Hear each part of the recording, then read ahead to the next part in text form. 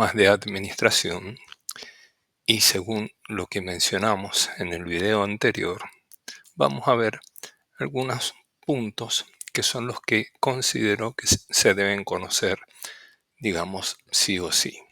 Uno es los DBMS más comunes en MySQL, que ya los mencioné anteriormente, y luego vamos a ver algún temita de administración que tiene que ver con la creación de usuarios.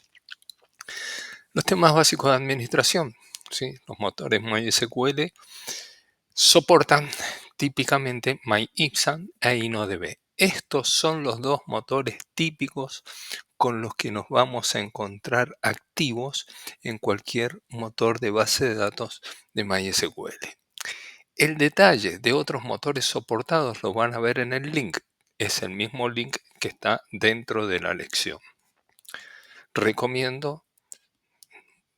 No solo recomiendo, es necesario que vean ese link porque las preguntas del cuánto aprendimos van a estar basadas algunas en ese contenido. Las generalidades del motor MyISAM, ¿sí? Son el bloqueo de tablas, ¿sí? Un bloqueo a nivel de tabla. Cuando se produce el bloqueo a nivel de tabla, cuando se produce una actualización. Se produce una actualización que puede ser un update, un insert o un delete. ¿De acuerdo? ¿El select produce bloqueo de tabla? No, no produce bloqueo de tablas. Otro elemento importante es el aumento de rendimiento si nuestra aplicación realiza un elevado número de consultas select. Típicamente, si vamos a tener mucha concurrencia en nuestra base de datos, tipo base de datos de ventas online, vamos a usar un motor MyISAM. Va a tener mejor rendimiento. Las tablas pueden llegar a dar problemas en la recuperación de datos. Es posible si no están bien indexadas. Permite hacer búsqueda full text. Sí, permite hacer búsquedas full text. Por eso son empleadas en este tipo de aplicaciones, todo lo que son aplicaciones web. Tiene menor consumo de memoria RAM, hay mayor velocidad en general a la hora de recuperar los datos y tiene la ausencia de características de atomicidad, ya que no tiene que hacer comprobaciones en la integridad referencial ni bloquear las tablas para realizar las operaciones.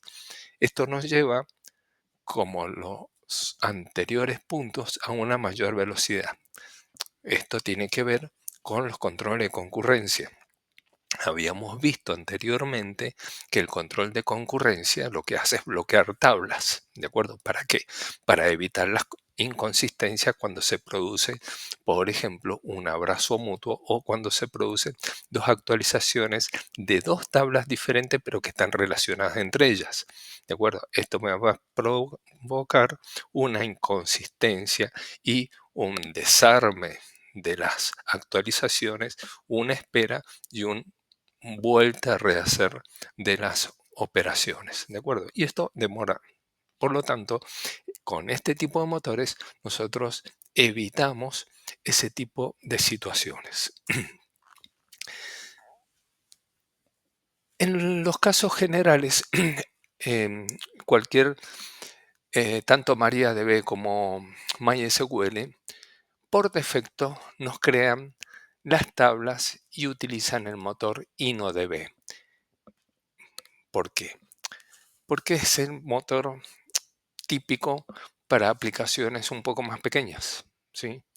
Que lo que hace, trabaja a nivel de bloqueo de registros, ¿sí? Soporta muchas transacciones, ¿sí? Tiene un alto rendimiento, tiene control de concurrencia, es muy confiable y permite hacer búsquedas del tipo full text a partir de la versión 5.6. ¿De acuerdo? Igual, de la misma manera que el motor MyISAM. En este caso, también podemos hacer con consultas especializadas búsquedas del tipo full text. Permite tener las características ACID o atomicidad, consistencia, aislación y durabilidad. ¿Mm? ¿De acuerdo? Que es el aislamiento y durabilidad. Garantizando la integridad de nuestras tablas. La integridad de datos, cuando los contenidos se modifican con sentencias insert, delete o update, la integridad de los datos almacenados puede perderse de muchas maneras diferentes. El motor InnoDB se recupera de errores o reinicios no esperados del sistema a partir de sus logs. ¿Se acuerdan cuando hablamos de los registros diarios? Bueno, aquí tenemos la aplicación. Mientras que MyISAM requiere una exploración, reparación y reconstrucción de los índices de los datos de todas las tablas que aún no habían sido volcadas al disco.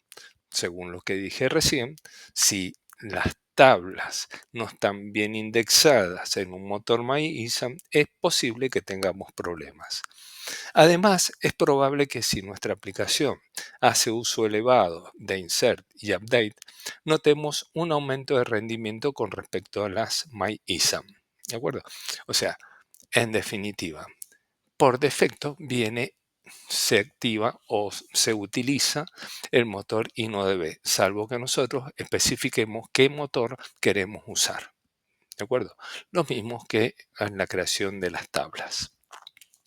Por lo tanto, depende cuál va a ser la orientación y el caso de uso de nuestra aplicación, va a ser el tipo de motor que vamos a necesitar. En términos generales, aplicación con muchos usuarios concurrentes, muchas consultas, ¿sí? Asumiendo ciertos riesgos, uso MyISAM y sobre todo si la aplicación va a ser una aplicación web. Si voy a estar dentro de una intranet y la cantidad de concurrentes van a ser menos, ¿sí? Van a ser una población mucho menor, entonces sí voy a usar InnoDB, porque voy a tener un mejor rendimiento en cuanto a las respuestas y actualizaciones. ¿Cómo vamos a crear usuarios? Que esta es la parte importante. Tanto en el uso de cualquier motor, la administración de usuarios es siempre la misma. Cuando nosotros creamos un usuario, lo primero que necesitamos es crear una conexión, siempre, ¿sí? Normalmente la conexión se da por defecto. ¿Cuál es el usuario principal? El usuario principal es el usuario administrador o el root arroba localhost. Ese es el usuario principal, que es el dueño del motor de la base de datos, el que tiene acceso a todo y el que pueda crear absolutamente todo. Crea tablas, crea índices, crea vistas, crea procedimientos, puede hacer todo y puede crear nuevos usuarios. ¿Cómo creamos un usuario? ¿Sí? Sí o sí debe quedar identificado por su nombre de usuario más el nombre o la IP del ordenador o del servidor desde el cual hemos dicho que accederá. Podemos utilizar el carácter comodín %, para representar varios ordenadores. Por ejemplo, la sintaxis va a ser usuario @ ordenador. Si ustedes lo ven en su aplicación de administración, van a ver que dice root @ localhost, ¿sí? O root @ 127.0.0.1, que es la dirección IP del servidor local que tienen. Si tuviesen otro servidor al cual se están conectando, podrían crear, por ejemplo, usuarios, pepito @ porcentaje, y le darían acceso a cualquier tipo de servidor, ¿sí? Lo cual esto no es seguro hacerlo, no es conveniente, pero se puede hacer. Si pongo pepito @ localhost, me estoy conectando al servidor local sobre el cual estoy trabajando. En el caso siguiente sería pepito@192.168.0 Ese por ciento significa que puede ser cualquier máquina conectada a la IP o a la red 192.168.0. ¿Mm?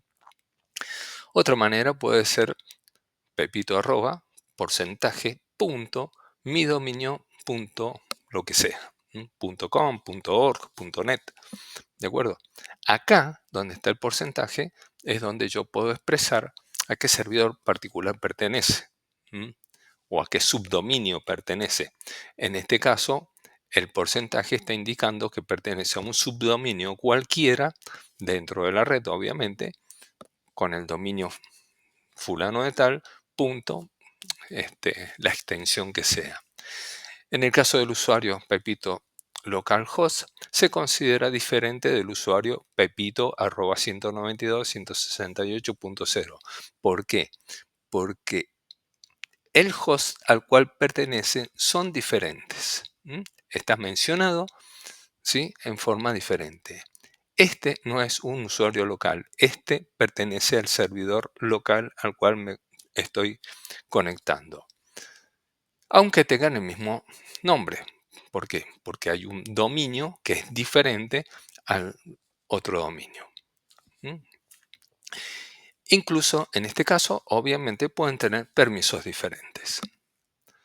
Para poder ver los usuarios, ¿sí?, voy a usar la sentencia select user separado por comas, host, password, from, MySQL user. MySQL user.user es una tabla de la base de datos MySQL, ¿sí?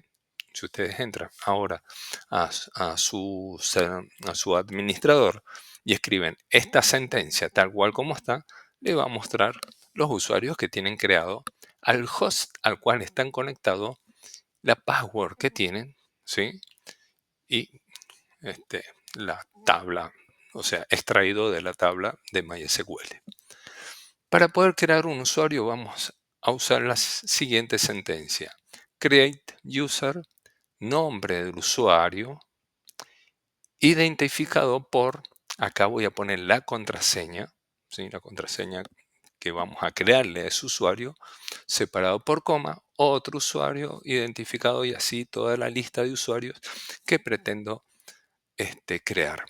Cuando nosotros creamos un usuario, el usuario simplemente está creado y lo único que hicimos por defecto es darle un derecho de conexión.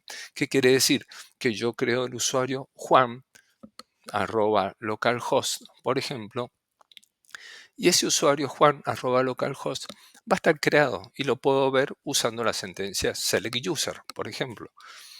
Pero no se conecta, o sea, no tiene derechos sobre ningún tipo de base de datos, eh, perdón, sobre ninguna tabla. Bueno, estoy creando dentro de una base de datos, por lo tanto, ya tiene conexión a la base de datos. Lo que no puede hacer es hacer uso de ninguna de las tablas. No puede verlas, no puede hacer un select, no puede hacer un set, no puede hacer nada. ¿Hasta cuándo? Hasta que se le den los derechos para que ese usuario pueda accionar sobre las tablas que nosotros necesitamos que ese usuario pueda trabajar. ¿De acuerdo? Entonces acá vamos a ver algunos ejemplos de create user, Pepito identificado por la clave grillo, ¿de acuerdo? Y así algunos otros ejemplos. Ustedes los pueden ir practicando con distintos ejemplos, salvo este, ¿sí?